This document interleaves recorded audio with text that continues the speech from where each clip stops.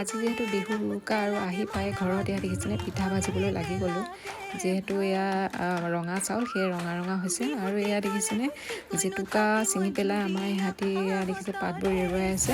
যিহেতু লগাব লাগিব গৰু বিহুৰ দিনা। আৰু এইফালে মাৰ লগত আমাৰ মিঠুৱে পিঠা ভাজি আছে, তাই শিকিছে বোলে। আৰু এইফালে পিছদিনা গৰু বিহুৰ দিনা ৰাতিপুৱাই এয়া মায়ে মাহ হালধি পিচি এনেদৰে চাট বনাই আছে।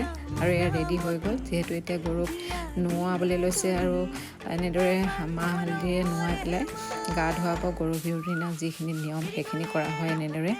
এয়া দেখিছেনে এনেদৰে লগাইছে। আমাৰ মিঠুৱেও ট্ৰাই কৰিছে লগাবলৈ। আৰু এয়া দেখিছে ফুট দিছে। আৰু এয়া দেখিছে ময়ো অকণমান নোৱাই দিলোঁ এনেদৰে গৰুজনীক। আৰু এতিয়া সিহঁতক গা ধুওৱা হ'ব। আৰু বছৰে বাঢ়ি যাম পঘা কেইডালটো এনেদৰে মাহ হালধি লগাই দিয়া হৈছে, যিহেতু তাহাঁতক নতুনকৈ পিন্ধোৱা হ'ব।